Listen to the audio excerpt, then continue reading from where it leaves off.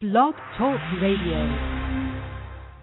What will it take for you to start opening your eyes?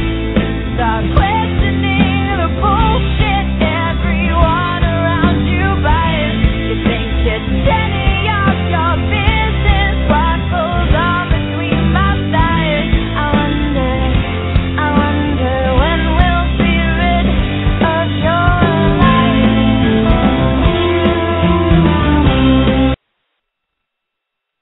Hi there, everyone, and welcome to the Pink Atheist. I'm your host, Rachel Johnson, and with me today is my co-host, Jimmy Williamson. Jimmy? Hi, everyone, and welcome to the show. We have a really exciting episode scheduled for today. We're going to be talking with Leewood Thomas from the Arkansas Society of Freethinkers.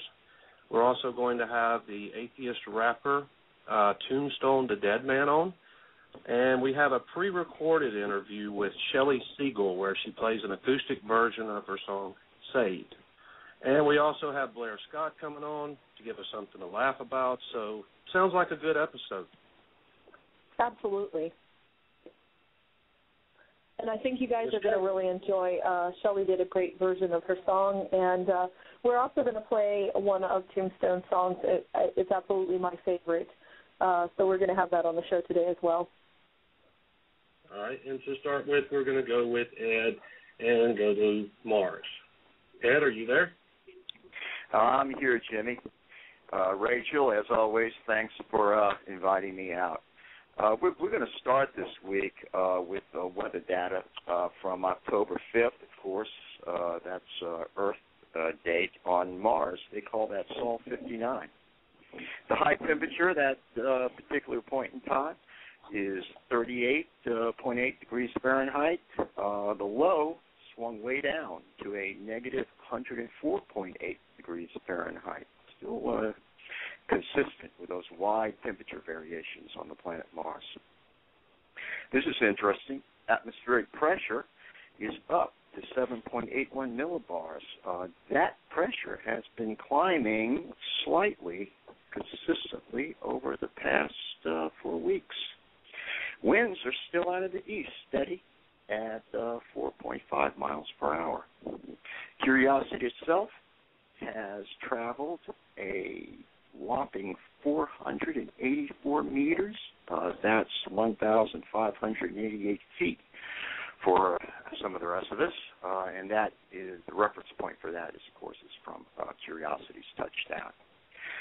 Curiosity is pulled to a stop at a site that is being called Rock Ness, and this is in preparation for the soil sampling activities they're gearing up for.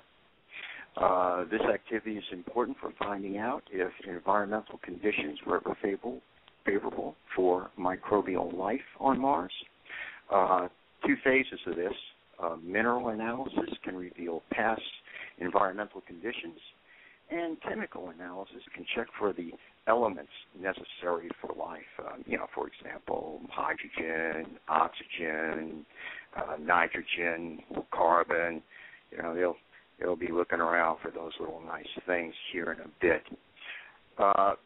The scientists and engineers say that this particular activity is going to take a few weeks to get through. Right now, they just want to make sure that all the instruments in question are working and that the internal laboratories are going to operate as expected. So that's where we're going to be right now.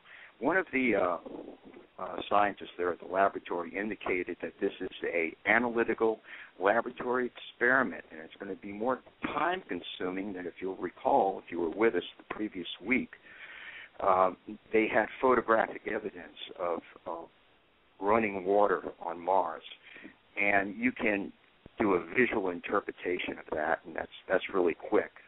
Unfortunately, the analytical experiments are more time-consuming.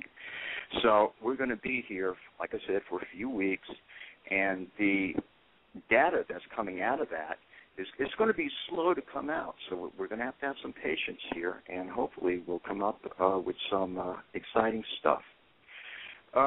That's it for me this week. Rachel, Jimmy, back to you guys. Thank you so much, Ed. All right, and that is some good information coming in from you. We appreciate you doing that for us. Absolutely. Happy to be able to. All right, hang tight. Bringing Jeffrick on. Jeffrick, are you on? Yeah, I've been here listening all along. Can you hear me now? I can hear you now. Apparently, when I tried to unmute you, everything went haywire. And, guys, it looks like we are back up and the chat room is working. Right. I don't have the chat room right now. Can you still hear me? Yeah. I feel like I'm selling insurance or a Verizon. Can you hear me now? Yes. Okay. So why don't you see, Jimmy, if you can get the clip from Shelly going, since we're already behind time, about 20 minutes. Right. Jeffrick, I do appreciate you coming on and helping me with the interview with Shelly. And I was going to bring you on and just give you a chance to say hey to everybody before I played it. Okay, we're ready for the Shelly interview then. Yes, we are. I've been waiting, and I'm sure that our guests are waiting too. So thank you guys for being so patient. I apologize sincerely that this wasn't quite expected. All right, this is a bit odd. The actual play button for the pre-record interview just disappeared. Have you logged back in, Rachel? I'm currently in the process of it. I'm going to be there just shortly. Unfortunately, it takes a moment. I was trying to get it back in the host position so that we could deal with everything and get everything brought back up. So I'm going to. I tell you what, just in the interest of that, I know we still have Tombstone on the line.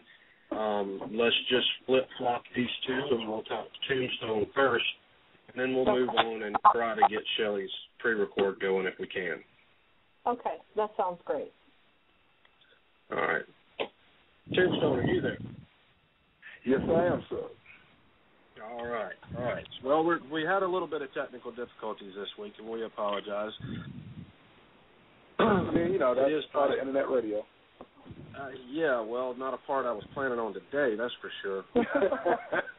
So, this is craziness, but welcome to the show. We're so very glad to have you. Thank you. I'm happy to be here.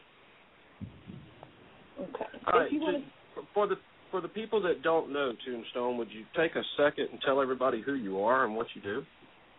Sure, not a problem. I am a hip-hop artist, and I came to somewhat of a little bit of notoriety because I did an album about atheism and my experiences with being an atheist and my opinions on being an atheist.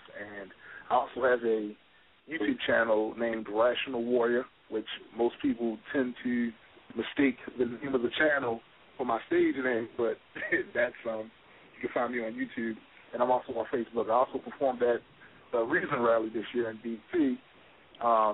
Really great time. A lot of folks out there showed up, and despite the inclement weather, people stayed out there the whole time, and it was a really good thing. Right. Yeah, and I was actually there, and it was one of my favorite things, and I recorded him, and that's actually how I got in touch with him, is that I had posted his music on YouTube, and I really love your song, Poison. So. Thank you. And I had a question for you. Sure. How did you come across the name Tombstone? Well, about the year, I think it was 97 or so, I just got out of a pretty bad relationship. I know that one. And, everything that I thought I knew about myself and about the people that I trusted in my life I was pretty much mistaken about. And I was going through bouts of depression and stuff like that. And on top of that, I had a child as a result of the relationship. So I'm dealing with trying to be a good father and things like that. And I felt like that the person that I was before then, before this incident, before these life events, had pretty much died. And I was a huge wrestling fan at the time. And I remember my favorite wrestler was The Undertaker. And I was watching him wrestle, and I was watching this whole persona. with the dark music and the dark clothes stuff, and the whole idea of him being this walking dead man, and that's kind of how I felt at the time. So I pretty much changed my stage name to Tombstone, the Deadman, and for quite a while, most of my music was kind of dark because that's where my mind state was at the time. Right. And a lot of the writing, in my experience, was kind of the situation and where you are in life. That has a lot to do with how you write. I like the name because I think it sets a time in your life, and you'll always remember it when you remember that time when you hear the name. Yeah, absolutely, man. And usually, it's like you just said, when artists usually write about what's going on in their life at the time or their opinions or whatever like that. And if you were to hear some of the stuff that I used to make songs about before, it was vastly different than the stuff that I talk about now. Right. Because my life is different, you know. And I had a question. The song Poison, how did you come up with that one? Well, it's funny because one of my favorite shows to watch is the Atheist Experience, and I was watching an episode of that, and they were interviewing, well, not necessarily interviewing, but somebody called up to the show, and he's from this church, and he did what a lot of theists do. He started threatening them with hell, you know. So at the end of the conversation, Matt Dillhunty, one of the hosts, he goes into this dialogue where he's basically, and it's one of the most impassioned dialogues that I've ever heard, where he's saying he doesn't know how you can basically change a world when you have people who think they're doing the right thing. They think that they're doing something to help, but everything that they're doing and alienating people because they don't believe in a particular faith or concept is absolutely poison. And it was just like, I played that back like probably 100 times because it was exactly how I felt about the entire situation. So that inspired the song.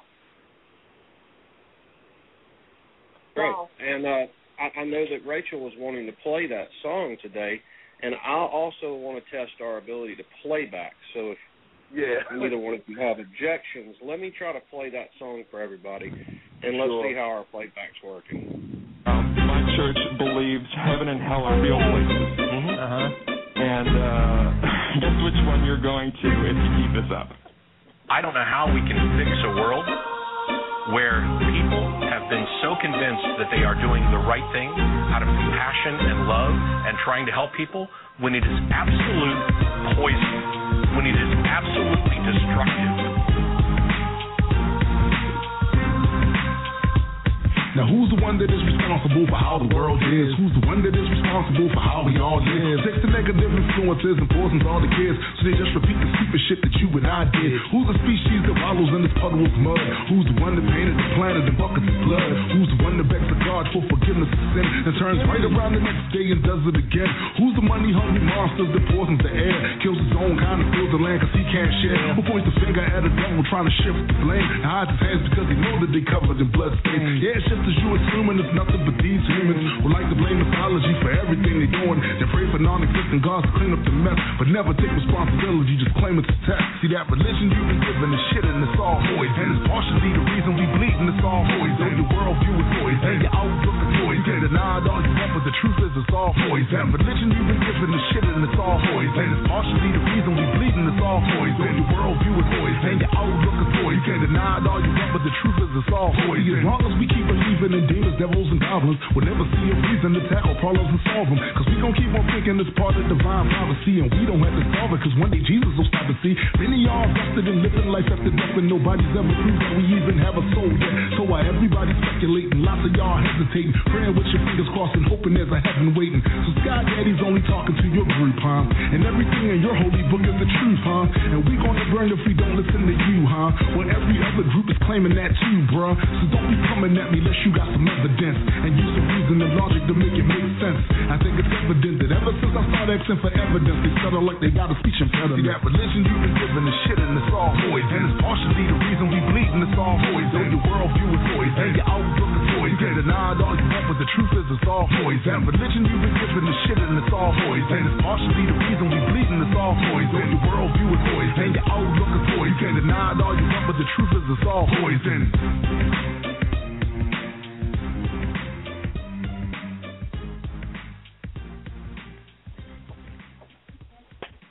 The good thing is my playback is working. The bad thing is I still won't be able to do the Shelly Segal because I don't have an option to play it. But excellent song, by the way, Tombstone. Love that song. Thank you very much.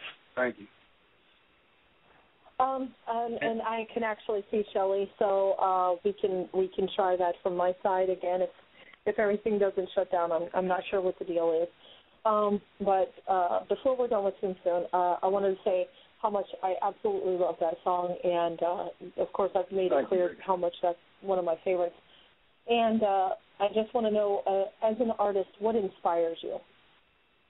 Well, I think for me, I have a desire to express my viewpoint, and because this is a form of expression, and hopefully other people, will relate to what I'm saying. But I don't necessarily do it for other people as much as I do it for myself, because sometimes things piss me off, and I need to talk about it, or there's something good happening in my life, I need to talk about that, and this is just my way of doing it. And the thing is, a lot of the hip-hop music today is not something that I really listen to. The subject matter is very redundant, and it doesn't really show any creativity to me. So if for no other reason, I'm doing music so I have something to listen to. And I've said it before, I'm big on rap and R&B, and that's kind of my genre. So it absolutely appeals to me. And I know when we talked, you said that somebody had mentioned to you that you were doing this just for the money. Oh, yeah. That is the funniest criticism I've ever heard. So let's see if I understand this logic. Now, 85% of the people in the United States self-identify as Christian. 85%. So you mean to tell me that it's a gimmick for me to rap about atheism to such a small audience, many of which don't even like hip-hop? The idea is ridiculous. If I was doing this just strictly for the money or some fame or anything like that, trust me, I would be rhyming about the same thing all the other rappers are rhyming about, because that's the larger audience to appeal to. It's ridiculous. I wouldn't be pissing people off saying the stuff that I'm saying. So the whole idea is just ridiculous to me. Yeah, and Blair Scott had a question for you. He said, I brought Blair on. Okay. Blair, are you there? Hey, can you guys hear me? Hello? Yeah. Hi. Hey, how's it going, Tombstone? Hey, how's it going, man? It's going pretty good, man. I don't know if you remember, we got to meet at the Reason Rally. I loved your set up there. So I've been following you for a while, you and Baba Brinkman and others. But the question I have specifically for you is as an atheist rapper, filling such a very specific niche, along with people like Baba Brinkman, do you ever think that the hip-hop community as a whole will embrace you and allow you to make it big within the genre of hip-hop and rap? I would like to be optimistic about that and say, yeah, sure. But the reality of it is I don't believe so. I think at a certain point in the evolution of that particular genre, people decided that it was more important for the money aspect, for them to become wealthy, and more important for them to identify more with the pop elements in our culture than it is for them to actually have any real subject matter or to even push the envelope and step outside of the box and make songs about more than just their cars or their tennis shoes or women or being in the club. So in light of that, I don't think so. I would like for that to happen, but I'm just more of a realist about it, thinking probably not. But you know what? That's fine with me too. Like, as long as I have an audience of people that listen to something I'm saying and appreciate what I'm doing, that inspires me enough to keep doing it. So you think it has less to do with the fact that the lyrics are atheistic nerd and more to do with the fact that they're just not talking about bling and booty. Yeah, I think that's what it is. I think it's not even so much of a, I mean, of course, that would probably be another mark against it, but I think it has more to do with the fact that the level of the music now has just regressed, and they don't want to talk about anything. They don't want to talk about politics. They just want, party. I'm making it rain. I'm in the club. That's what they're marketing towards, and hopefully at some point in time, maybe that might change. But for right now, looking at the trends, it seems like the dumber the music, the more popular it becomes. And that's actually a tragedy, not only in the trend of music, but in the trend of society, and it seems to happen a lot, even throughout history. Yeah, and to be fair, that's something exclusive to the hip-hop and rap community. I mean, just watch any, almost any rare music video on MTV, regardless of the genre, and it's almost all materialistic and about sexualizing way that's just inappropriate. Unfortunately, that seems to be the way the trend is going. It's almost like welcome to the idiocracy ahead of time. Yeah, absolutely. And Tombstone, I know that you have another album coming up. Is that right? Yes. I'm planning a Halloween release of the album Death Lives. And basically this album, of course, I have some atheistic themes on this album as well, but I also have storytelling. I have a couple songs about politics on there. And this album will not have a set price to it. You can pay whatever you want to pay for it. If you don't want to pay anything, don't pay anything for it. But I wanted to actually throw this out there to my fan base and my supporters, because they were so supportive with Rise of the Infidel. I wanted to introduce them to other topics that I like to talk about other than just the atheistic thing, because I was a rapper long before I was an atheist. So, but one thing I will always promise to my supporters, you will never hear me doing any of that ignorant crap that you see on TV and on the radio. You will never hear me doing that. I will always try to be as creative as I can, as innovative as I can, and all of those things. But you will never hear me writing songs about my car, my tennis shoes, or the brand name of my clothes, and none of that crap. You will never hear that from Tombstone the Deadman. Never. And just let me know. I know you're on my Twitter, and so just let me know, because I got your album this week, this last one that I absolutely adore. And as soon as your album comes out, I would love to know that, because I'm definitely getting it. And I'll put it out there. Definitely put it out there. Wonderful, wonderful. I think you're a great artist, and I think you have great reasons to be an artist, and that's why I wanted to have you on today. Thank you. I really appreciate it, guys.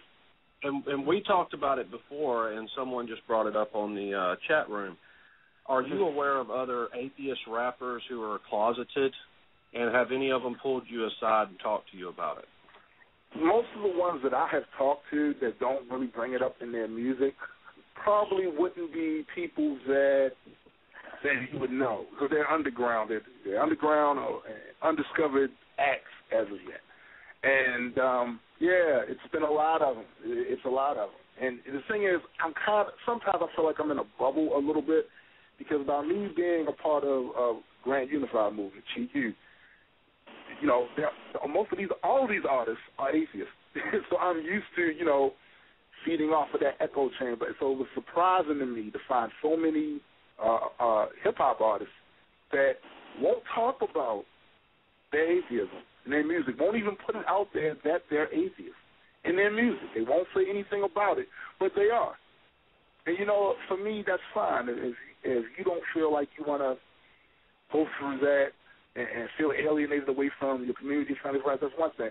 But my issue with them is that they'll write stuff that insinuates that they do believe in a God when they don't. And I know they don't. I know they don't. Yeah, there's a difference between an atheist rapper and a rapper who is an atheist, or an atheist comic and a comic who is an atheist, etc. There's definitely a difference between those two. And I applaud you for not just being a rapper who is an atheist, but also being an atheist rapper. Thank you, man. I feel like you're not a complete artist to me, if you're not expressing how you truly feel in your music. That's just how I feel. I mean, it doesn't seem genuine to me. It seems as though it's a product. It's just a product to you, and you're selling your product the same way someone would sell a Big Mac or something like that. Like, I don't know. To me, art is not supposed to be just considered a product or a service. It's supposed to actually come from your innermost thoughts and your genuine opinion. And I think that the reason that everything sounds so much alike now is because no one's really being themselves. Right. All right. Well, I know I asked you the other day, and I never really got an answer. Do you freestyle at all? Well, it's been a while, but I still every now and then. Cool. All right. Well, did anybody else have anything? Does anybody from the audience have any questions? When you chat, we can see you. So if you have any questions for Tombstone, please let us know right now before we move on. And we're going to attempt Shelly again. So, again. Yeah, we were plagued a bit with these technical difficulties this morning.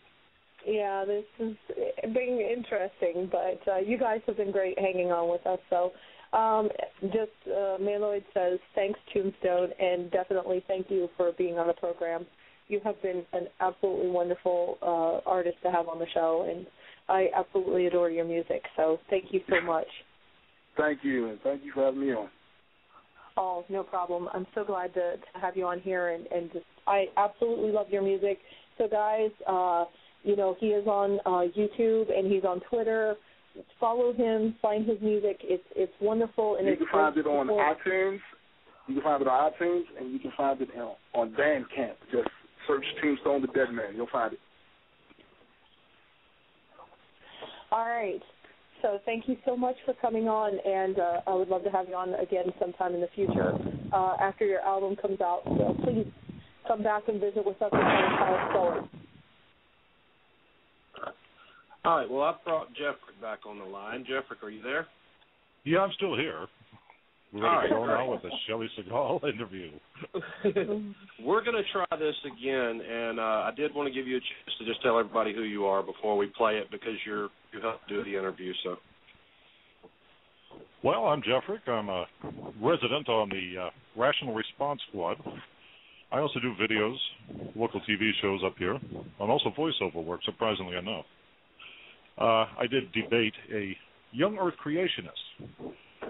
I'm guessing not many, about 1,000 people have seen the video so far, so tune in anytime you want. I thought the interview itself went rather well. Shelly was in Boston. Yeah, you did a really great job, and by the way, thank you for being my voice when I didn't have one. So. Why don't we just run the interview? I think we're doing enough of a build-up. Yeah. Go ahead and see if you can play it on your end. All right, here we go, guys. Try number 2, and if it doesn't go, I'm going to just faint into the floor. So here we go.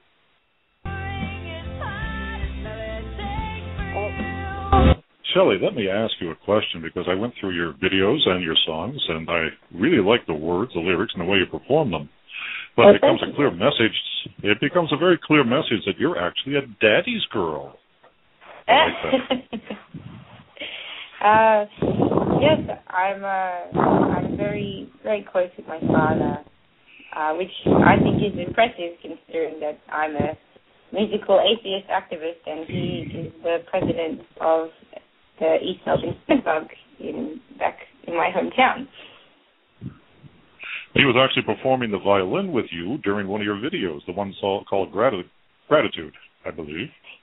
Yes, I'm very lucky. He's a very, very talented musician, and actually I learned to sing and perform by growing up singing with him in his Jewish wedding band, and now I'm very fortunate that he comes to my gigs and sometimes he accompanies me. Yeah, I did make a note on that, on your song, We Are Atheism, which is not on the album. You had a line that said, what my father taught me. And I was wondering, how does the president of a synagogue feel about teaching you to be a good atheist? I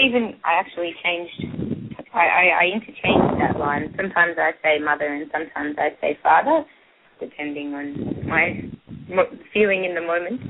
And the song is talking about morality, and it's saying where I got my morality from. And I really believe that part of my morality is what was taught to me by my parents. And I think that people develop their morality from empathy, from a natural sense of empathy towards other people, and they know inside already what's right and wrong. When my father looks at certain passages, on the rare occasion that he does, he decides whether they're good or bad for now, or whether he wants to use them in his life now. And the ability that he has to discern which passages he likes shows that he's getting his morality from somewhere else, not from the scripture itself. And I argue with him about that, actually, a lot. Well, that song, you actually used the word humanity, is what my father taught me. I did like the song, actually. Oh, thanks. And the Eve song does show the Eve song shows a Hasidic background. Is your father belong to a Reformed church or the old-fashioned, a Hasidic type of synagogue, rather? Well, at home, my family was not so religious. It was more of a liberal reform kind of lifestyle, but they still belonged to an Orthodox synagogue. So we would go to the Orthodox synagogue where the men and women would sit separately, and the women weren't allowed to run the service. In Eve, I talk about not being able to sing because yes, very much Orthodox a Hasidic. Jewish men, unallowed to hear a woman's voice. And that's Orthodox Jews and Orthodox Islam can act the same way for the same reasons. Bad ideas from the old book. And they both have, interestingly, modesty laws. In Judaism, it's called tzniut, and in Islam, it's called efat. And they're like laws pertaining to women's dress and how they're supposed to interact with men and how they're supposed to be submissive.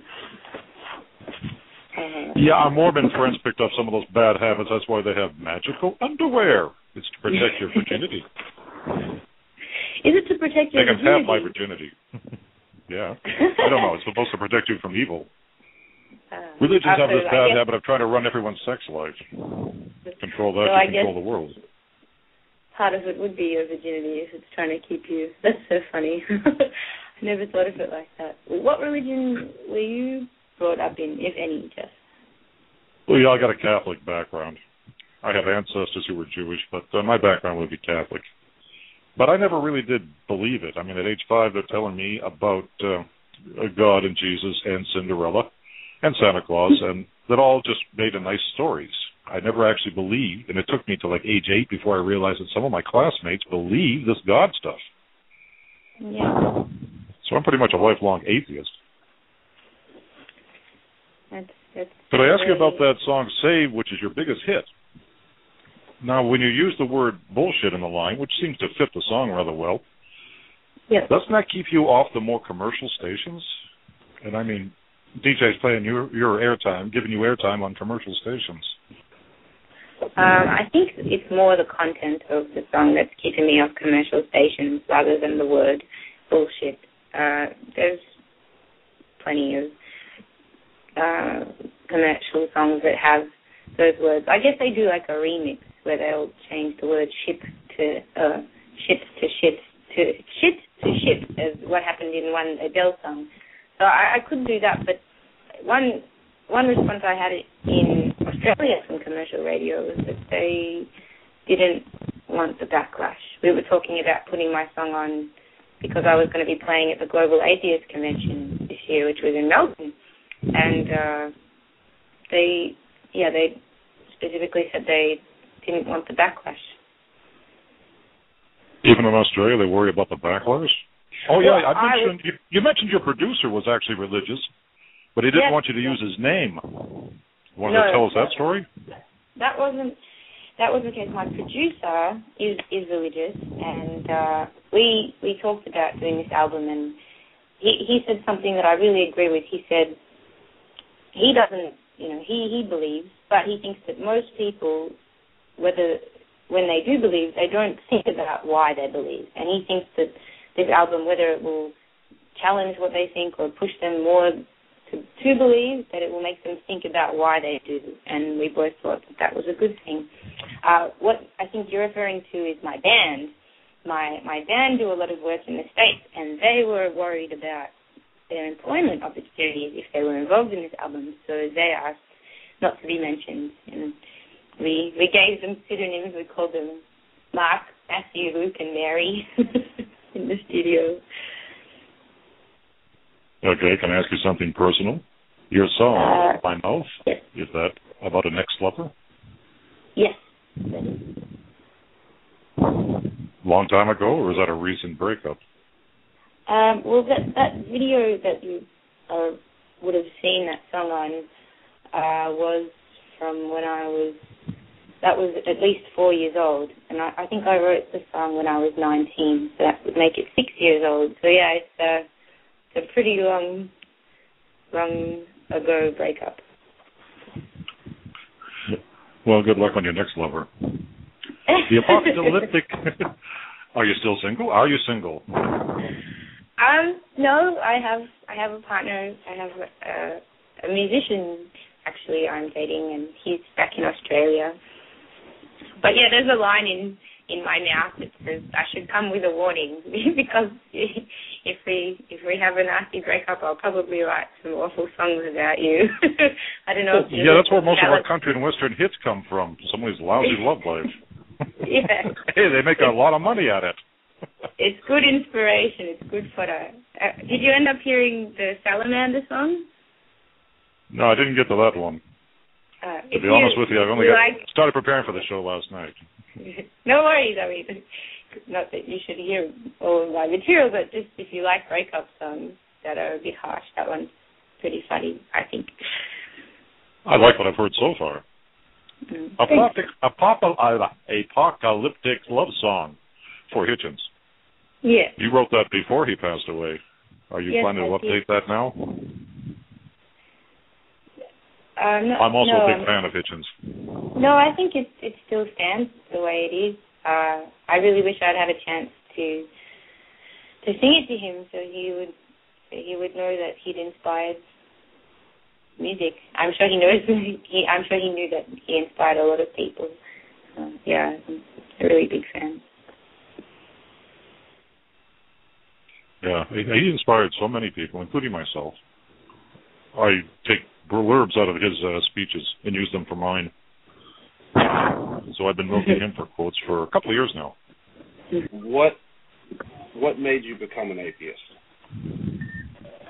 Well, it was a few different factors, and it was over a period of time. I think, because as I was saying earlier, I was brought up in a traditional Jewish household, and I went to a Jewish school, and so I believed the biblical account of creation. I don't think I wondered about it too much. I just kind of accepted the story the way it was presented, and we had scripture classes, and then in year 11, I learned about evolution in biology class, and that was kind of the first clash of ideas, I guess, and I was just so blown away by the whole concept, and well, this is different, I thought, than what I've been taught and how I understood that I've come to be. So that was the first challenge, and then I had a partner who was an atheist, and he was the first atheist I'd ever met, and we used to sit up arguing at night. I remember one argument we had, he said, "There's no such thing as souls," and I said, "You can't say that I don't have a soul. You can say you don't have one, but you can't say I don't have one." And I remember getting really upset, and actually the fact that I was dating a non-Jewish guy was a really big issue with my family, so I moved in with my then partner, the guy from my now song, and his family, and they were all atheists, but they didn't even call themselves atheists. They were just not religious, and I think being with them was a really big change in my worldview, and being able to see outside the perspective which I'd been brought up in. Then I went traveling. I went backpacking around Europe, and again, just seeing different perspectives and seeing the different ways that people lived and the different stories that they believed made me more able to look at my own upbringing critically, and that's when I became an atheist. I would say when I was about sometime between 19 and 20 on my trip. What got you started in music? But I believe you've already touched on that a bit with your father, but if you want to elaborate a little more. Yeah, so I've been singing since I was about 3 and writing songs since I was 11, and just always writing about what was going on in my life at the time. It seemed really therapeutic and also easy. You know, it's like, oh, I can't be wrong if I'm just writing about a narrative, what's happening. And so I came back from my trip and I was an atheist, but I still didn't really think there was anything so bad about religion. I thought, oh, it's not for me. But then I started to read Hitchens and Sam Harris and Richard Dawkins and get into some of the things that they were saying online as well, watching debates. And I started to see, also with a bit of perspective and distance from my own religion, some of the, especially the more sexist rules coming from an Orthodox synagogue, I started to have big issues with religion, and I started to get involved in secular activism. About 2.5 years ago, I joined a group called Progressive Atheists, and we would work on different campaigns in Australia. And then, so I guess because all these issues were at the forefront of my attention, I started to write about them. And I'd have different interactions with people that would make me feel a particular way, and I would go home and I would write about it. And I probably had 4 songs, and then I thought, it would be great to have a whole album of material where I could address all the different aspects of this theme of atheism or becoming an atheist and talk about them. Also, I think it's a good way to present an idea through music, because usually, you have a discussion, people interrupt you, but when you're singing a song, they at least let you get to the end of the song, so you get 4 minutes of uninterrupted opinion, which is nice. Yeah, but they want to talk to you about it afterwards. Yep. You asked something earlier before we went on the air about how it was, Jimmy asked you about growing up in Melbourne as an atheist and other atheist support in the area. Can you delve into that? Sure. Well, I didn't grow up as an atheist, so I grew up in a small Jewish community. So I think it can still be difficult as an atheist in Australia if you are growing up in a small religious community. But if you're not in that situation, I don't think that there's as much of an issue for atheists in Australia as there is in the States, from what I've seen on my travels here. I think our culture is a lot more secular, and it's 22% at the last census, I think, has identified as non-religious, and they're the second biggest majority after Catholics, which are 24%.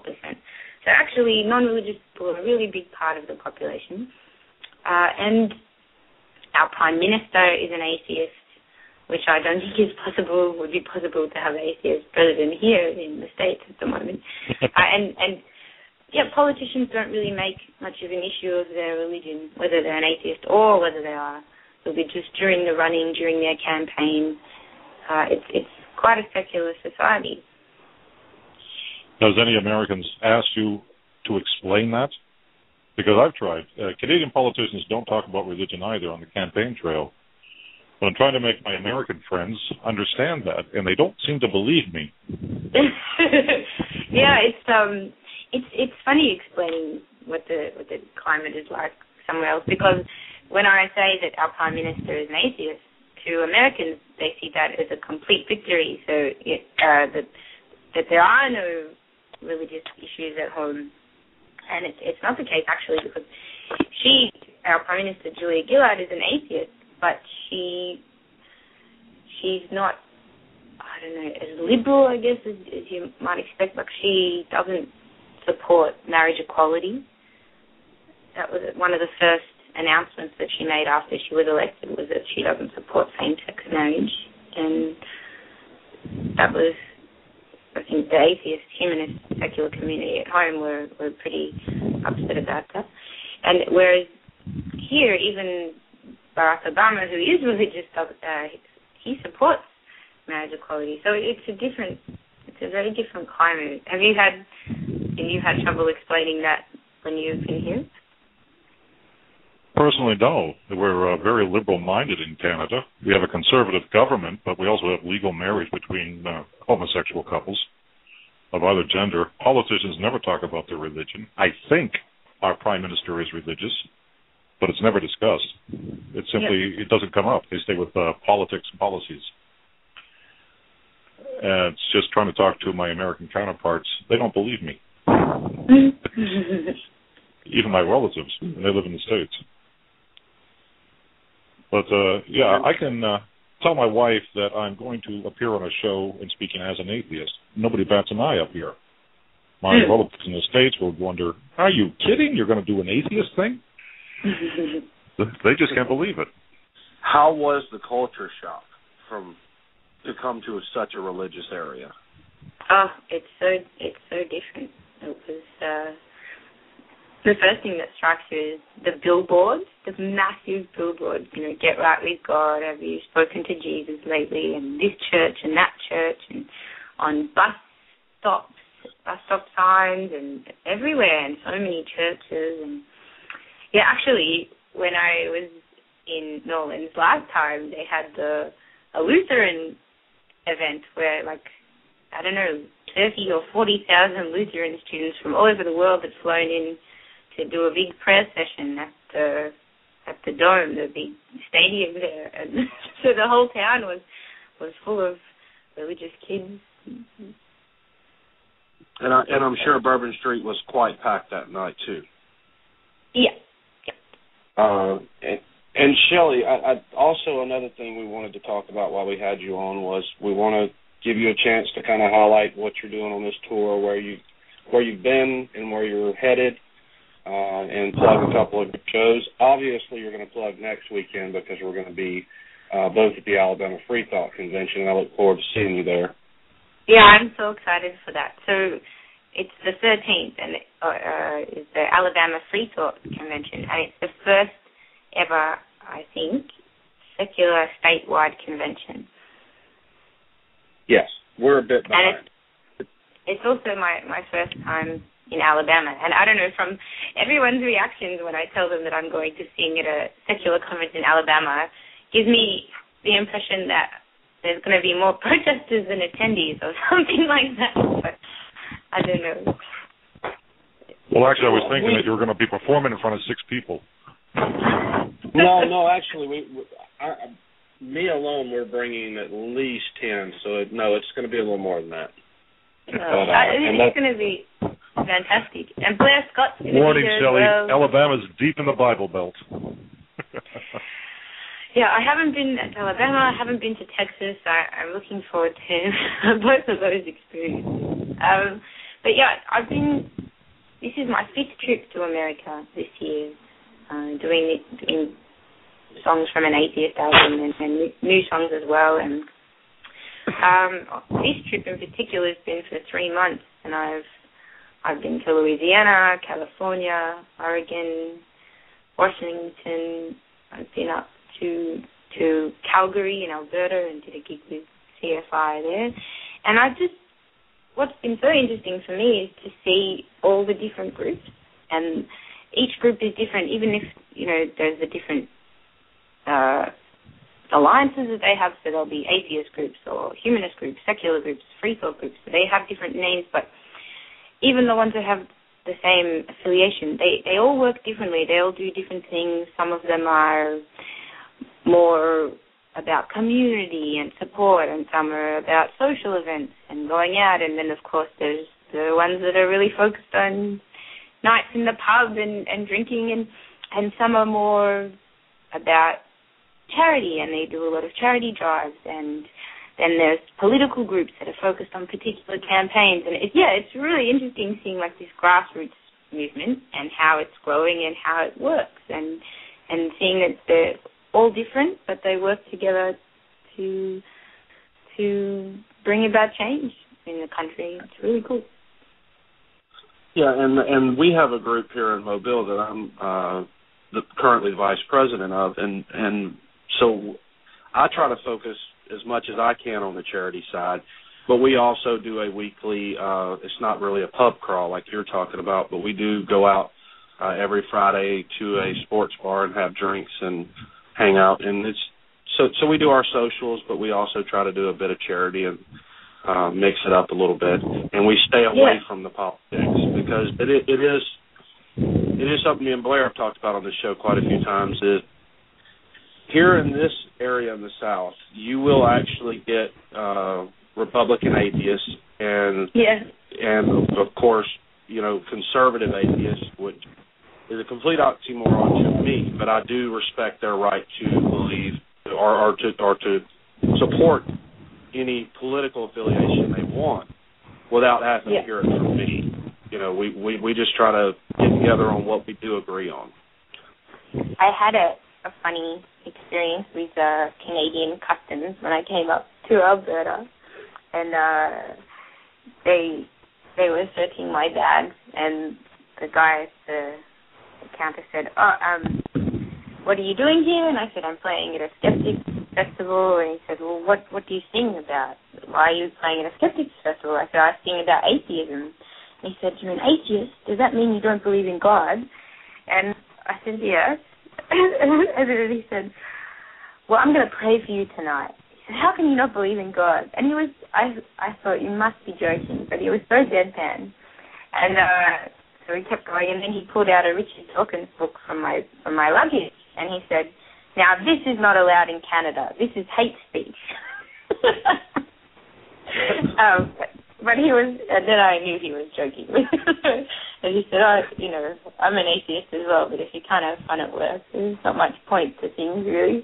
And he said he was an atheist as well, and I thought that was really funny. You probably wouldn't encounter that at U.S. Customs, that's for sure. Because they keep running into their American counterparts just across the hallway. What is it like in Canada as the free thought movement? I think like in Australia it has less momentum than it does here in the States, because there is so much more to fight against. Do you feel like that's the case in Canada, or is it completely different? What's your experience? Well, it's very relaxed, your attitude. I mean, I can tell anyone I'm an atheist. I don't give much of a reaction about it, because about half the people here are non-believers, or they're just polite. Canadians have a reputation for being very polite. No one's just going to talk about it. I mean, there's a religious show going on, and I'm a frequent guest. I'm one of the go-to atheists they call in for the atheist point of view and whatever the question is. So it's very easy to live here as an atheist. But boring sometimes. As far as a free thought movement or atheist movement goes, like with I belong to the local Free Thought Association. We get involved with charities. Walk. We usually join other charities. So if you walk for cancer, there's a Free Thought group. Where I'm living is called the Halton Peel Regional Humanist Association. That's a hell of a mouthful. We're just outside of Toronto. So we should get together and call it the GTA, Greater Toronto Area Atheist.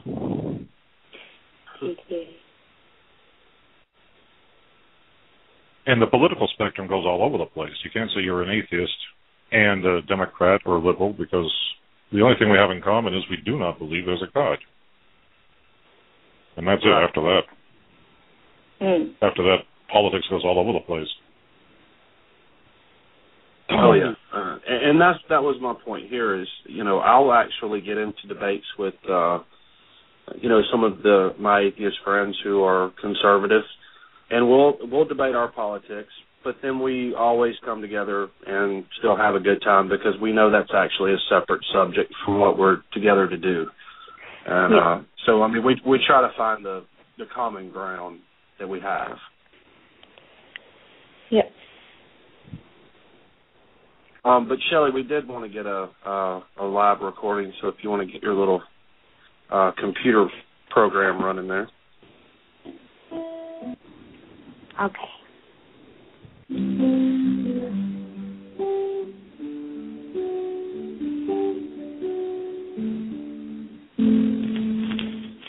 Well, I can do a version of Save. Actually, that would be fun.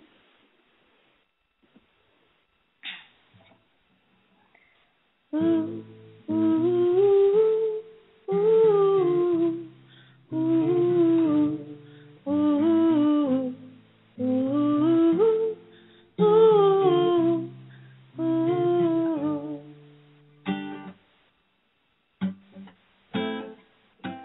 Say that I need to be saved.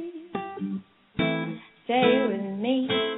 If God his way, I want to know how when you are praying, when you are doomsaying, how you think you know that someone is listening to what you are saying.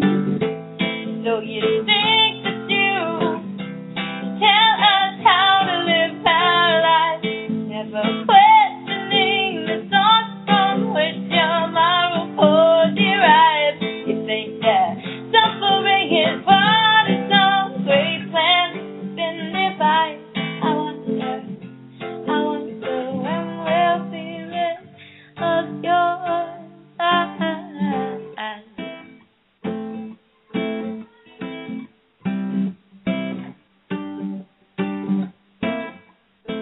Say I need to hear the truth. A sales pitch of eternal life and eternal youth. All these lessons you are bestowing upon the one you say is all knowing. Well, are they really deserved if he is sending me where you say I am going? So you think that you tell us how to live our lives, never questioning the thoughts from which your moral code derives. You think that suffering is part of some great plan to live life. I wonder,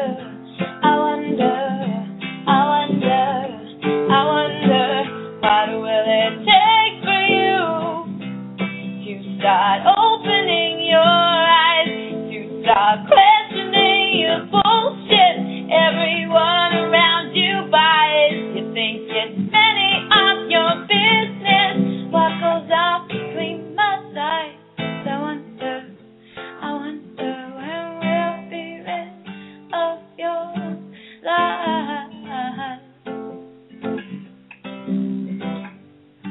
of your lies.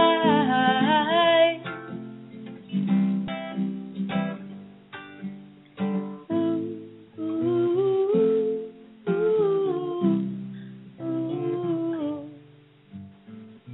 ooh.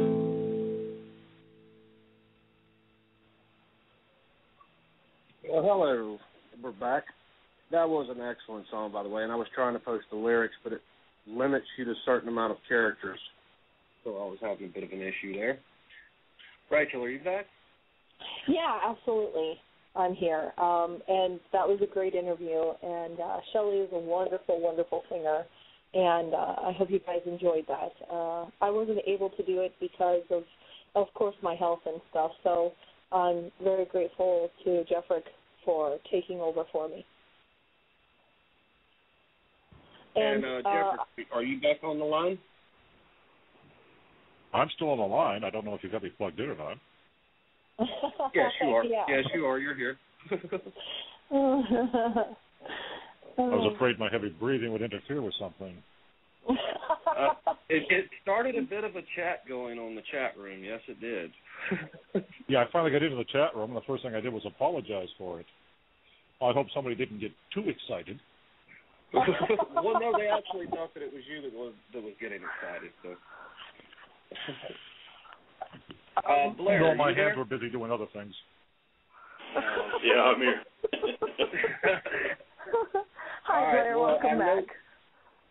I've talked to Jeffrick about it, and I knew Jeffrick wanted to talk to you a bit, so I'll give y'all a chance to kind of bat it off there for a minute, if y'all will. All right. Is that Blair? Yeah. Yes, that's Blair Scott. Hello, Blair. It's nice to see you made bail after all. Hey, it's easy for me to make bail. I'm one of those privileged white males. yeah, but still, those 12-year-old girls, when they start complaining about you, it gets a little. Yes, that's Blair Scott. Hello, Blair. It's nice to see you made bail after all. Hey, it's easy for me to make bail. I'm one of those privileged white males. yeah, but still, those 12-year-old girls, when they start complaining about you, it gets a little. Well, you know, it was either that or be a priest. In that case, you'd like 12-year-old boys. Exactly. Oh. And then, you know, I'm hetero. What do you want? I do have one gripe with the Catholic Church. When I was growing up, I was never a choir boy, even though I was probably the best voice in class. But I was never once molested by a priest. Not once. Like, Tommy was cuter than me, apparently. I'm very upset at that. I'm cute. I was then. Well, I don't know what you look like, but your breathing is cute. Hey, you can find my videos online. Jimmy Williamson, can you direct you to them? Yeah, you should post a link on the chat at a minimum so people can go and watch your videos. And then hopefully Rachel and Jimmy will post a link to your page once the show's over on the permanent link. Yeah. Okay, I don't have my own page. Yeah, absolutely. We'll get those up after the show and put them on our page as well as our group. So. I just want to say I'm totally stoked that Shelly mentioned me. That was so cool. I'm like, because I love Shelly so much, and like I got to, you know, I first heard of her on online and brought her up to Dave Silverman and others, and so, you know, she was able to make it to the Reason Rally, and I've seen her so many times since then. I had the privilege of introducing her to Café du Monde and beignets in New Orleans. And we had such a blast hanging out in New Orleans and on Bourbon Street. She's just an amazing person, not just when you interview her, but just in person as well. She's just so fun and lovable and just an amazing character. And she's just hilarious to be around. She's just a very fun, engaging individual. And I hope that people will get a chance to go to the Alabama convention that they were talking about and get a chance to listen to her in person and meet her and hang out with her as well. And, you know, I know that there were some jokes about it being a small crowd. I can assure you that it's not going to be. You know, as Jimmy talked about earlier, one of the things that we talked about is, you know, in Alabama, Mississippi, and Georgia and places like that, the groups tend to be bigger and more active because the groups are needed more in places like that than they are in, say, New York City or Los Angeles. So we do draw larger crowds. This is going to be an amazing event. I would encourage everybody to at least consider going. Tickets are only $40 and $30 for students, and children under 13 are admitted for free. And you can get tickets at sc4al.eventbrite.com, and I'll send the link to Jimmy and Rachel so they can post it on the links for the show, and I'll throw it in the chat room right now. But I really encourage people to go and purchase tickets and look the event up on Facebook. It's Alabama Free Thought Convention 2012, and you know, and just really come down and enjoy a good time. I mean, we've got a lot of great speakers coming in: Jamila Bey, David Niosi from the American Humanist Association, myself, Brother Richard from Atheist Nexus, and of course Shelly will be performing. And we're going to have a lot of discussion panels, and it's just going to be an amazing time. I really hope people can make it down there. I was joking about the size of a crowd you get from the Bible Belt get-togethers, but I've heard from other people who have held these meetings, like Richard Dawkins and Christopher Hitchens, that they got amazing crowds. Not only were they large, surprisingly large, but very enthusiastic about having somebody they could relate to as atheists. Oh, yeah, absolutely. I think one of the funniest things is when you go, like, you know, Christopher Hitchens made it down here quite a few times, and Richard Dawkins, et cetera. One of the last times Christopher made it down, it was just a debate with this horrible debater of a Christian. I mean, it was just absolutely horrible.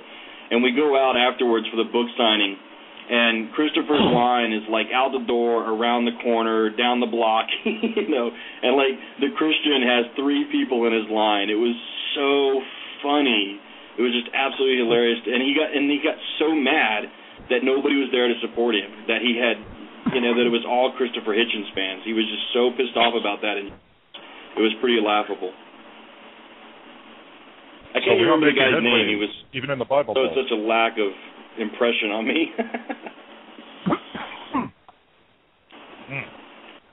Well, we do have. By the way, I took Jimmy's advice here, so I'm doing this. I started out doing the show in my underwear, but now I'm not wearing anything. Kind of a warm day. And I noticed, Blair, you're not wearing anything either. I can tell by looking just a bit to the right on my screen. I mean, you left your camera on. Did you know that?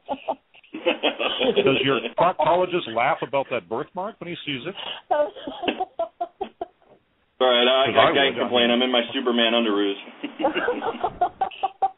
It doesn't hide much.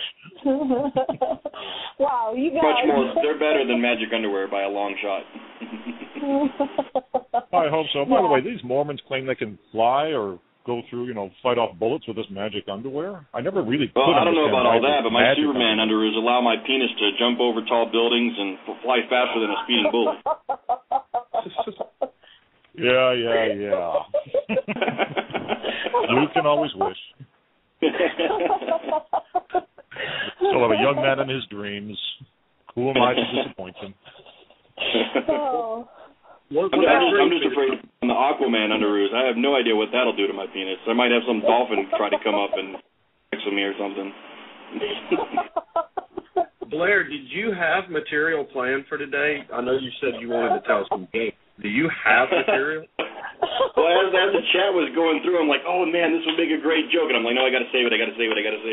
But I do have some material planned if you want to do one of my other sets, or, you know, just sitting here shooting a shit like this. I mean, all this stuff is off the cuff. That's, you know, this kind of comedy is always fun as well. And I guess we should probably mention, I mean, you guys invited me on specifically for this one because you're doing artists. And I'm not a singer, although I am a karaoke whore. But I am a stand-up comedian. A lot of people don't know that about me. They know me through American Atheist and through the Critical Eye podcast. But I do stand-up comedy as well. And surprisingly, atheist jokes and science jokes sometimes go over well in Alabama.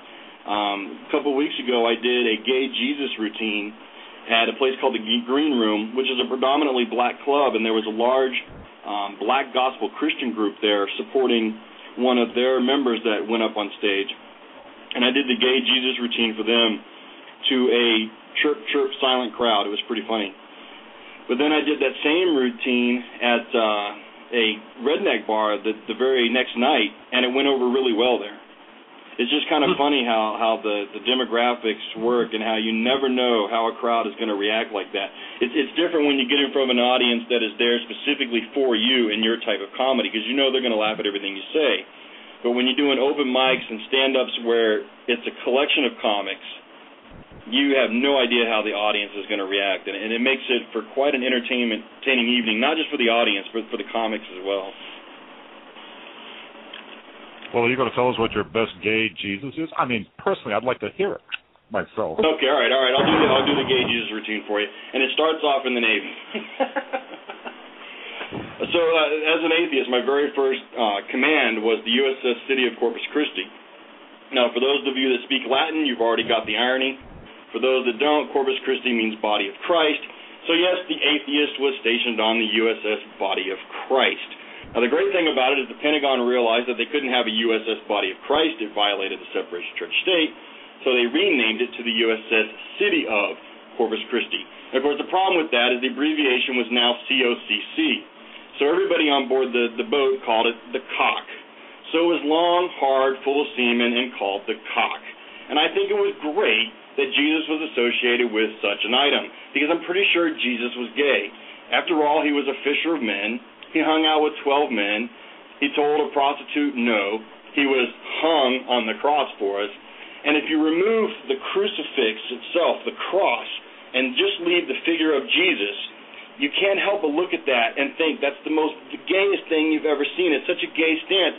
You put your arms out to the side and cross your feet, and all I can imagine is him going, "Oh my God, the view from up here is fabulous!"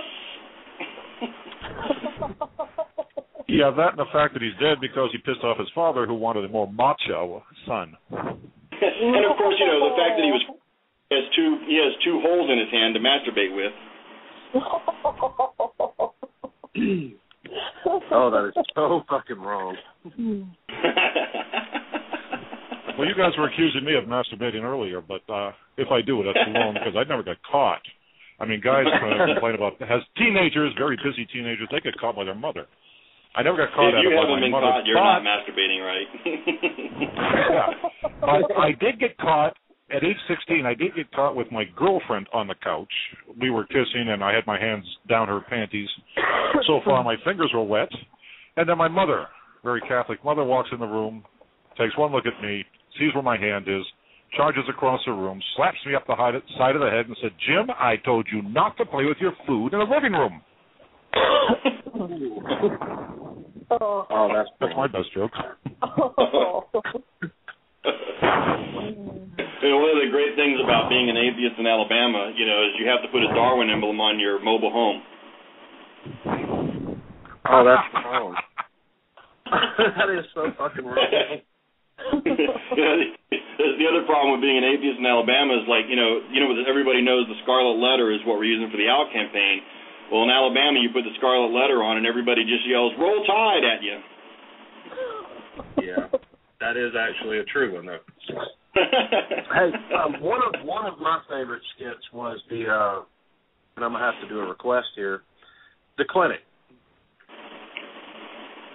You want me to do the clinic, huh? Yes. That's a very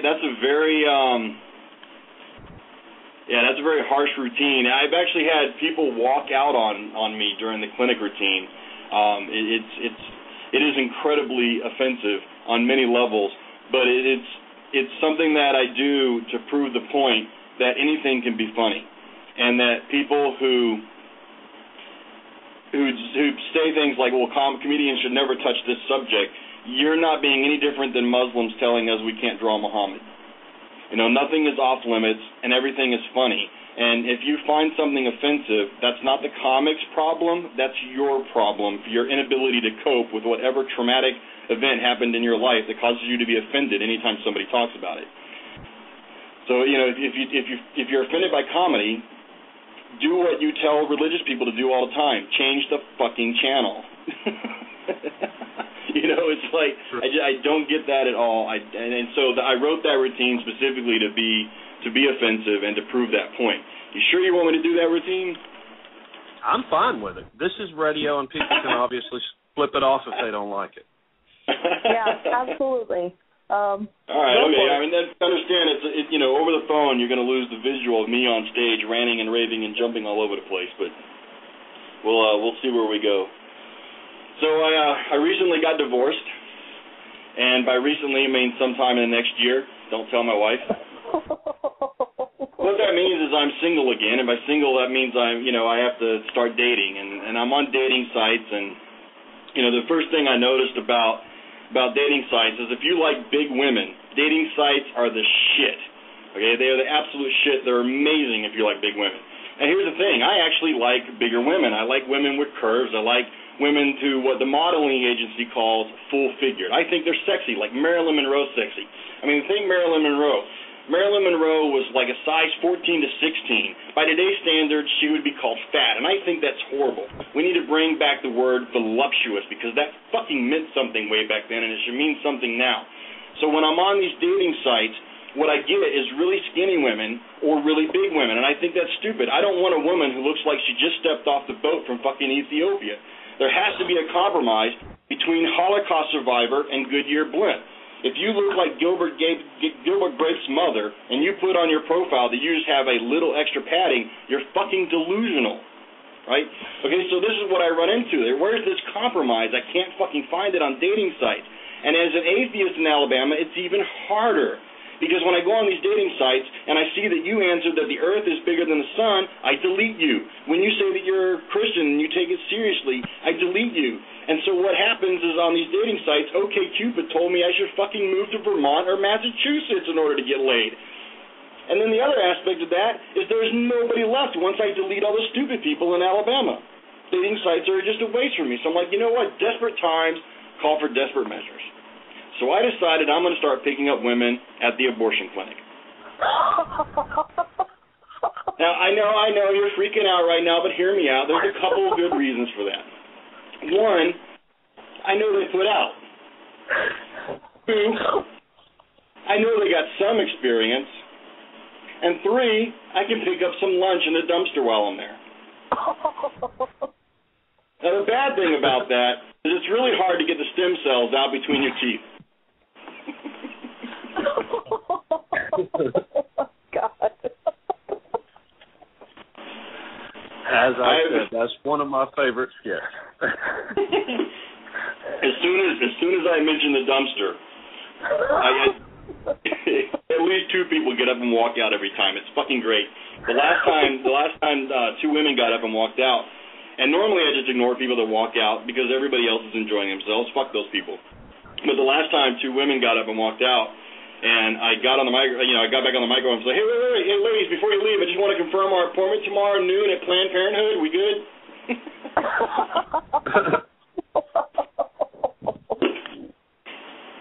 And it's to me, it's an important joke for one, because of the offensive nature, that proving the point. But also because I think it is necessary to kind of laugh at the bullshit situation, revolving around the abortion issue in the United States.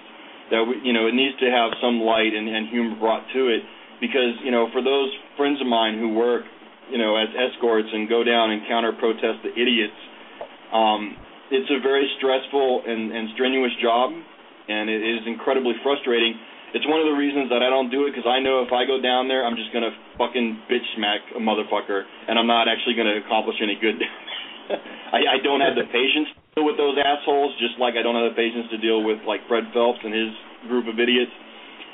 So I keep myself out of that situation. I know myself good enough to know that I will not go down there and just hold a sign peacefully. I will go down and yell and probably get arrested. So I stay at home and let my friends do it. And I hope that, to bring some light to the situation, in addition to, making a point about offensive comedy.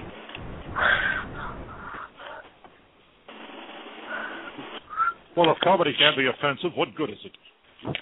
Yeah, I don't know. You guys know Troy Conrad?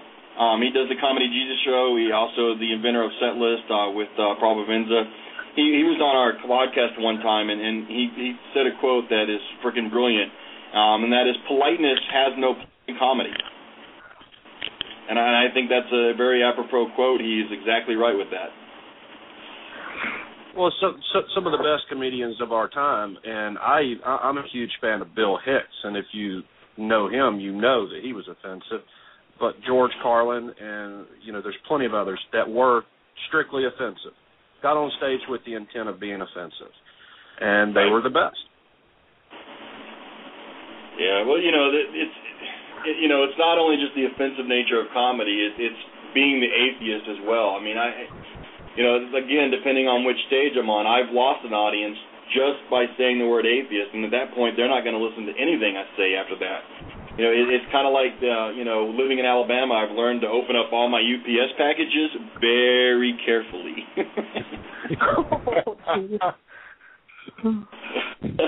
It's like when I first formed the North Alabama Free Thought Association 12 years ago. I was trying to think, like, where am I going to meet in Alabama, and encourage other free thinkers and atheists to come out and meet with us. And I was like, well, I can meet in the one abandoned building in town, the public library.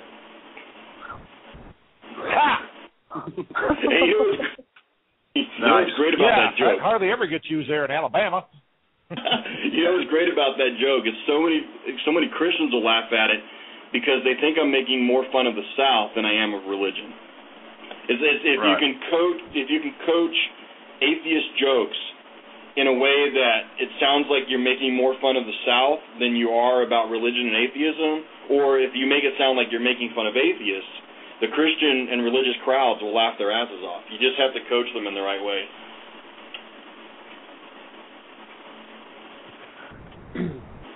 Well, we do hire have a religious person to open your packages for you. Yeah. Yeah, somebody said rent a priest. Rent a priest.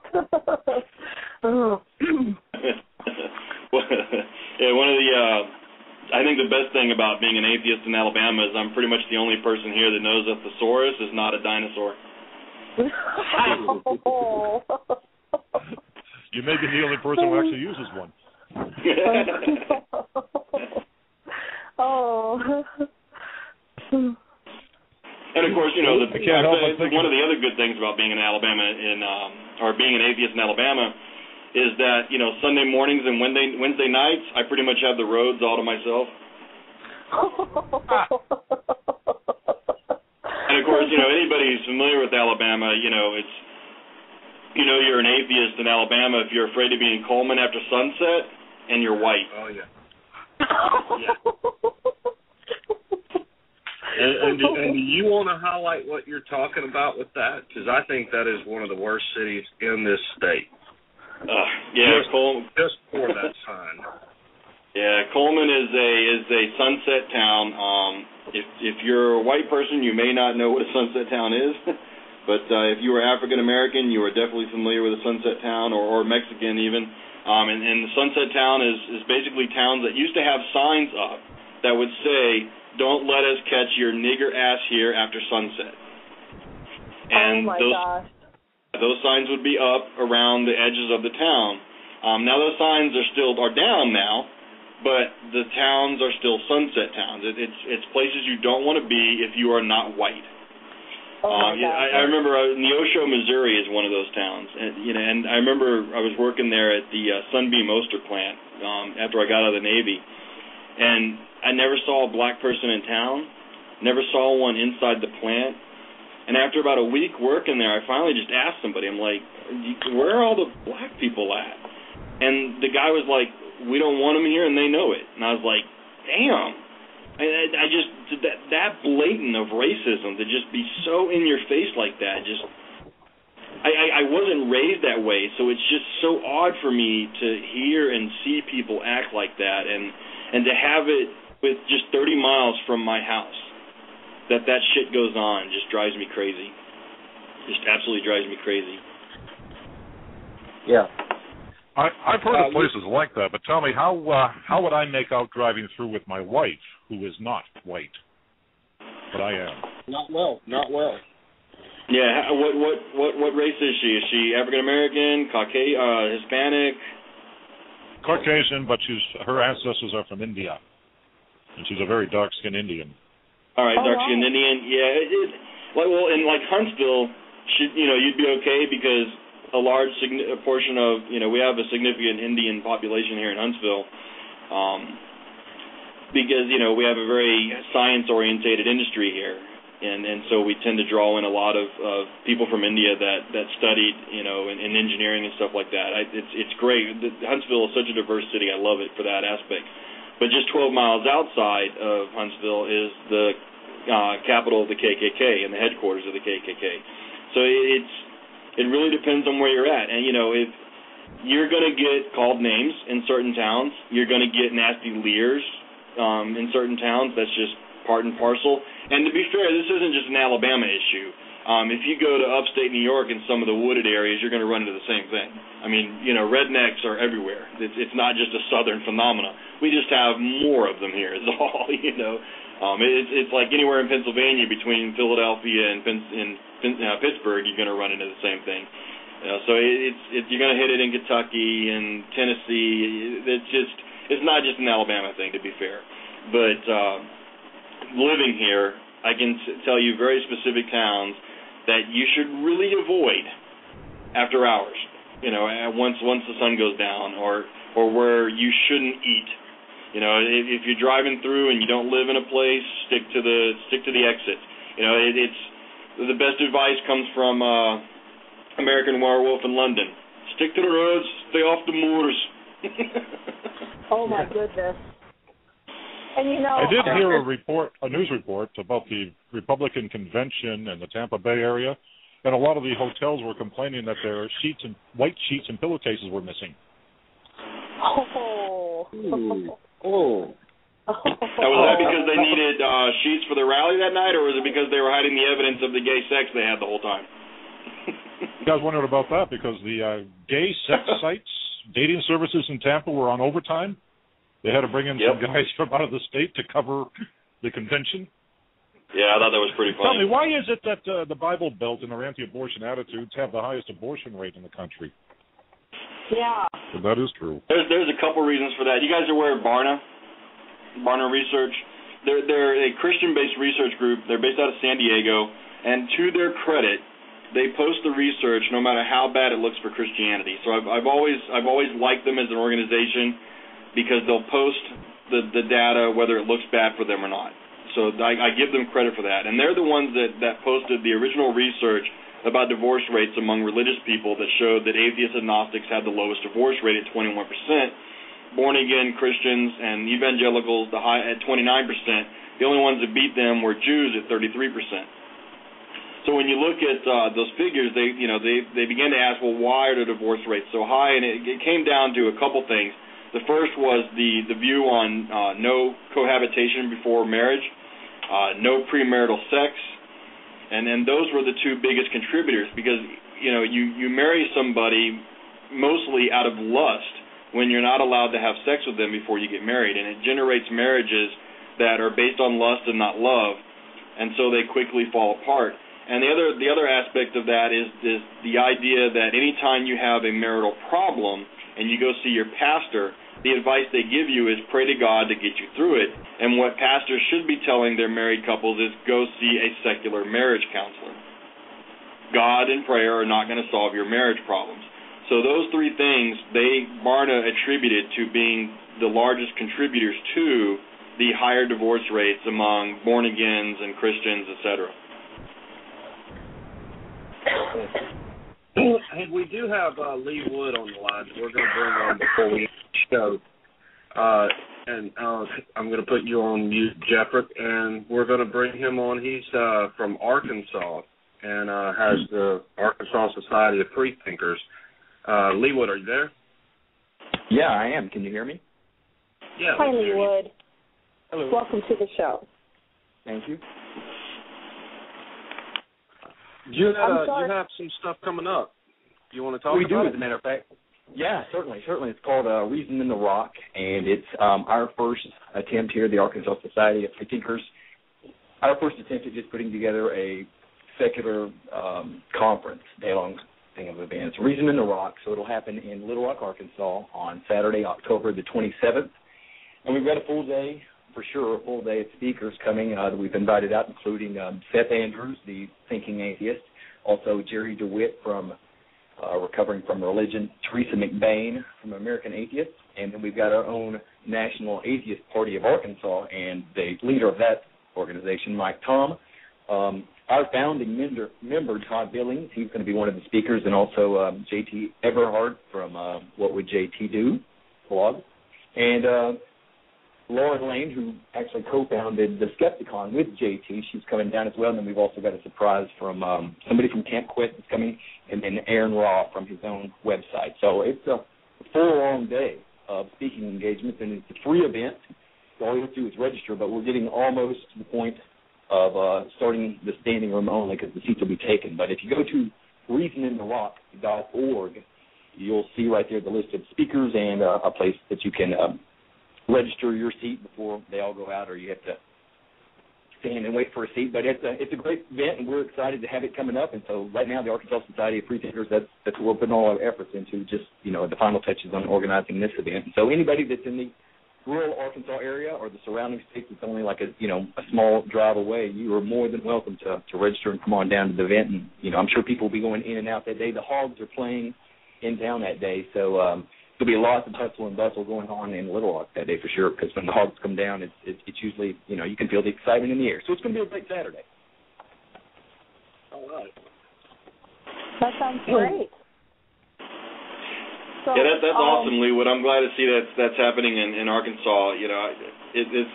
Arkansas has been one of the fastest growing atheist movements in any state recently. I've had the privilege of meeting them in Arkansas several times and really enjoying the Arkansas movement.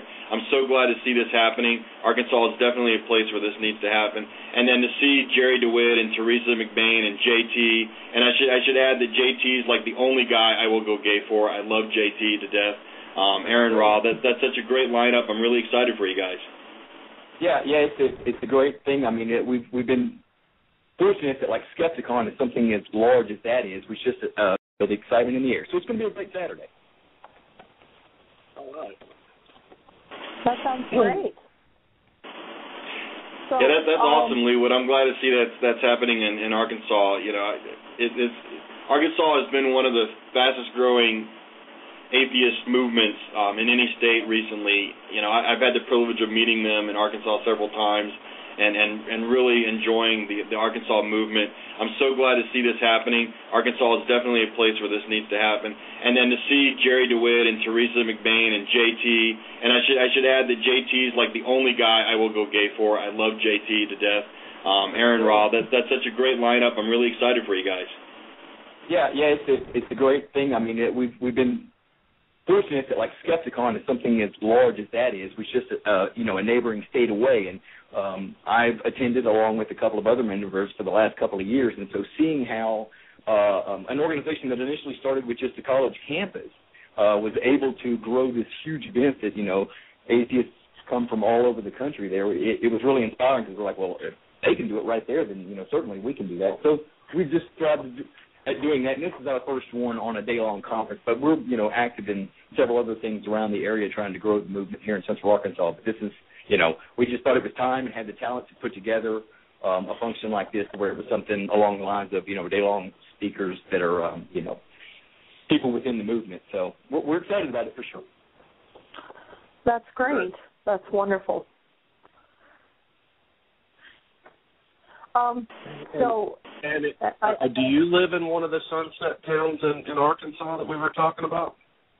No, actually, I'm fortunate. Right now I'm actually in Bryant, which is kind of sliding that way. I was born and raised in Little Rock, and so that was kind of the progressive hub of Arkansas. And then, the rest of the state's red and everything. But living in Little Rock, it wasn't so bad being an atheist here in Arkansas. But going out into the outskirts is where it starts to get really a bit of a challenge. I just recently moved to a neighboring county even, and it's a dry county. So, I'm just kind of like, all right, I'm really going to have to start keeping my eye on a lot more things because, it's out in the rural areas that the separation of church and state line gets crossed more and more because there's fewer people out there, and of that fewer people, less are going to care about, where the line is being crossed at. And so I'm taking the move outward into rural Arkansas as a bit of a challenge to myself since I'm an active member of, the Free Thinker group, and we pride ourselves on watching those separation of church and state issues.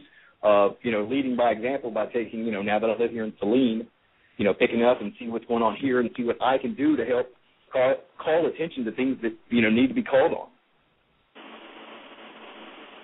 All right, and when is this event? You may have already said it. The Reason in the Rock.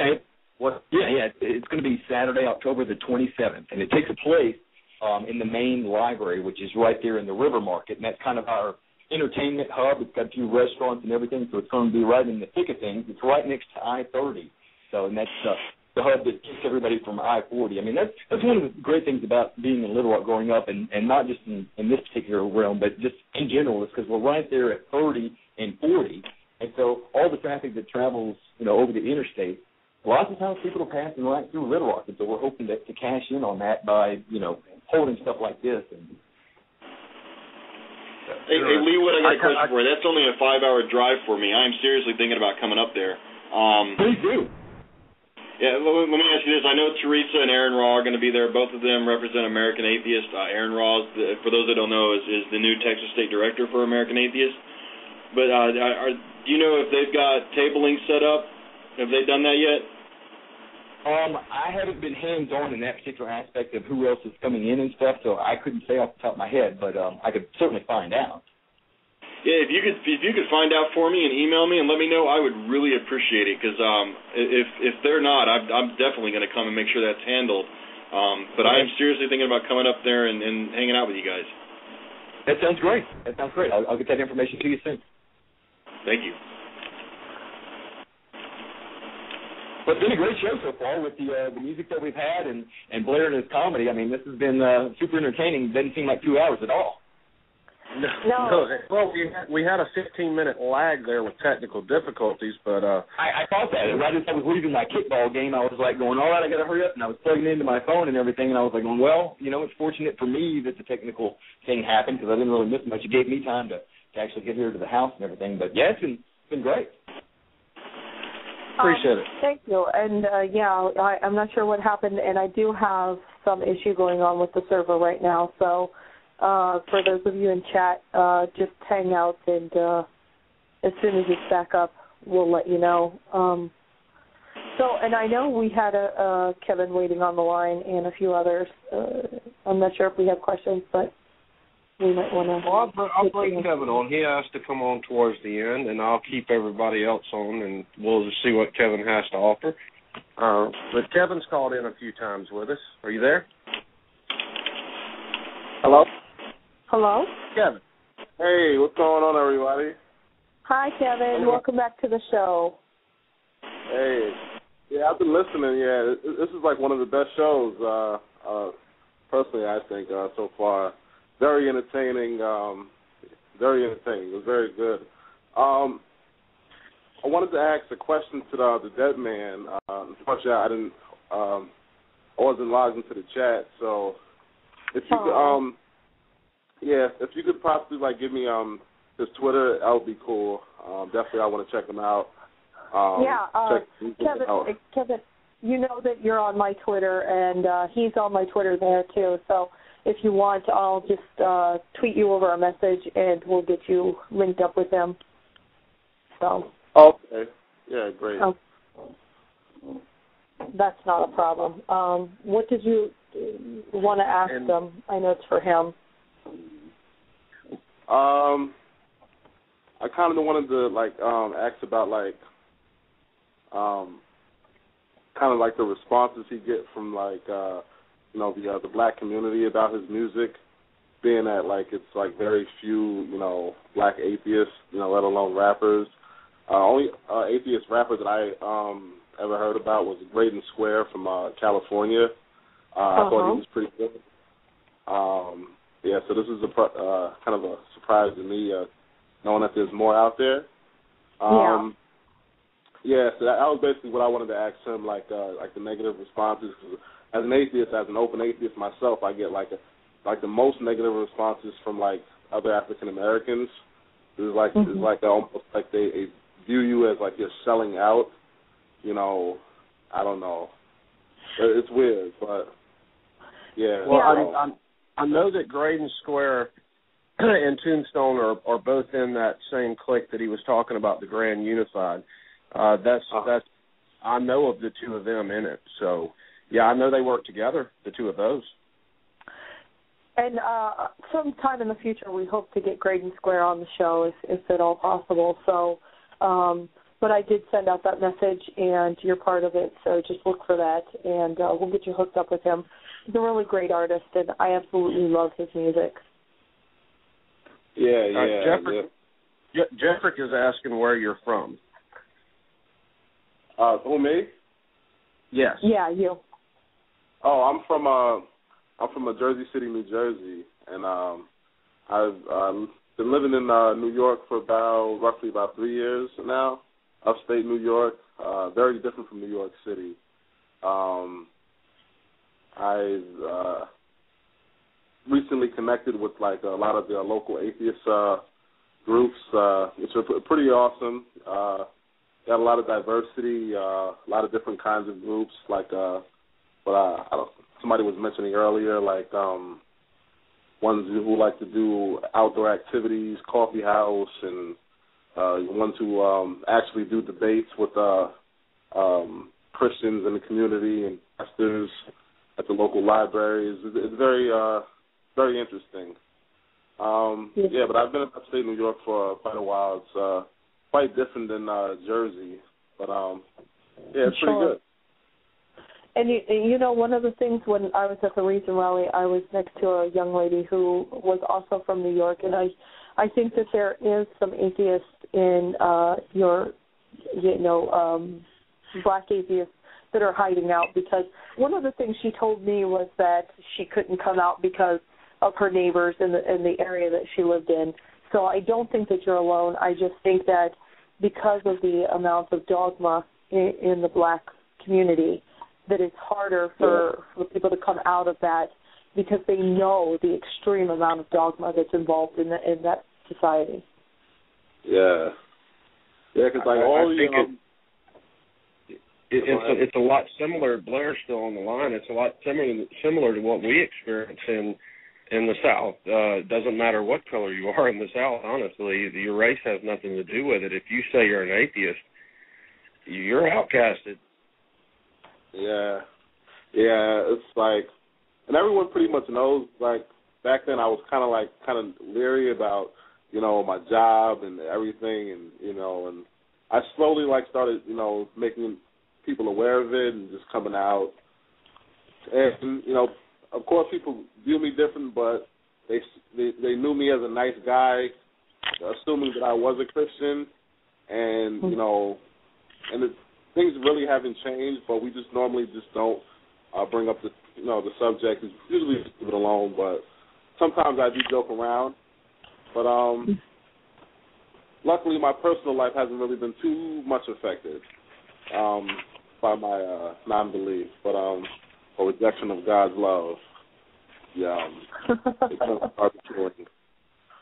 Yes, but one thing I gotta say, like, out of all the atheists that I've actually met, I have, as of upstate New York, I have yet to meet one black atheist. Like, every event that I go to, every meeting, it's all middle to middle age to early 20s, that kind of age group of Caucasian, pretty much, just Caucasian, not even Latino or anything. So it's it's not really awkward or anything. It's just it's there's diversity. It would be kind of makes me feel kind of like an outcast in a sense, even though I'm around like-minded people. Yeah. And that's a bit tragic because on Facebook I'm part of Latino atheists and Philippine atheists and Pakistani atheists and various cultures. It's just that I know for a fact that it's a lot harder for them to actually speak out, because some of them would actually be risking their lives just to say that they are an atheist or that they think like that.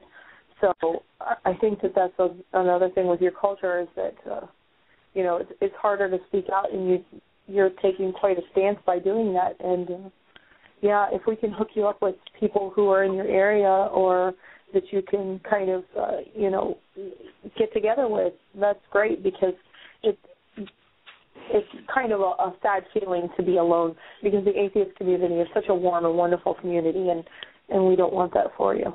So. Yeah. Definitely something to look forward to. I'm definitely loving where the atheist movement as a whole is going. I feel like we're making a lot of progress. So hopefully one day being an atheist will be the normal thing, and you can live in America and the word God will just be so ancient or something, or just be taboo. But but that's pretty much all I would say. And definitely, Rachel, you can tweet me that stuff and get me connected with that. I love that. But all right. I'm enjoying the show, and I look forward to the next one. Oh, thank you. And we appreciate I'm always there. If you need something, just give me a holler. And I already sent that, so I'm not sure if he's a little busy or what, but he's very great at getting back to you. So he should be doing that shortly. Okay. Okay. All right. All right. Thank you, Kevin. All right, this has been a great show, and it actually looks like we're going to make it within the time frame that we have, even with the technical difficulties. So that's good. We do appreciate everyone who's tuned in today. It was a great show. We're going to go ahead and repost this show to play and air for the rest of the week in the evening times. So if anyone wants to catch a replay of it, it'll be there. Yeah, and I think we did, aside from the technical difficulties, which we apologize, guys, I'm not sure what quite happened, but thank you, Tombstone, for coming on, and Shelly, if you get to hear this, you did a great job, and it was great to have you. And Blair, as always, you're hilarious and a wonderful guest to have on the show, especially when you stir things up. So, and Leewood, good luck, and I hope everything goes well with your rally, and everybody, thank you for joining us.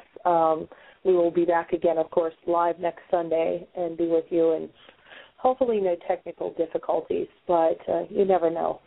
So thank you, everyone, and I hope you have a good week, and we're going to go ahead and end the show and play us off. So take care, and we're looking forward to it. Thanks, guys.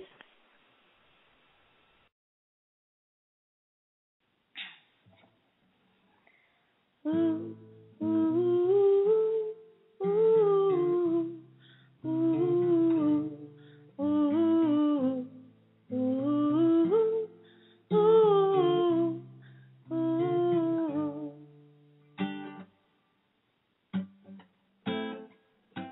Say that I need to be saved.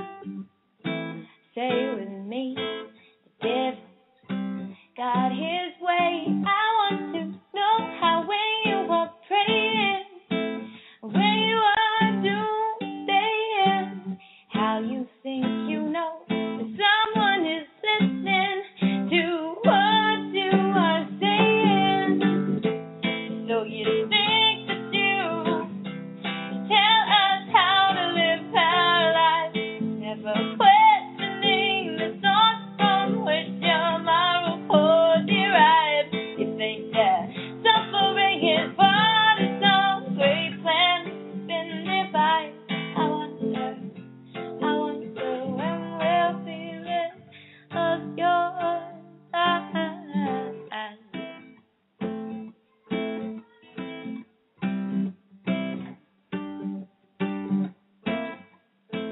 Say I need to hear the truth, a sales pitch of eternal life and eternal youth. All these lessons you are bestowing upon the one you say is all knowing. Well, are they really deserved if he is sending me where you say I am going? So you think that you tell us how to live our lives, never questioning the source from which your moral code derives. You think that suffering is part of some great plan that's been devised. I wonder,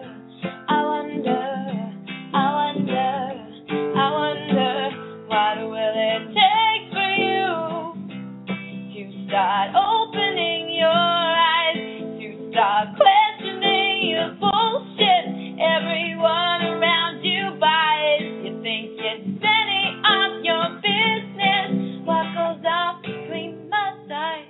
I wonder when we'll be rid of your lies, of your lies.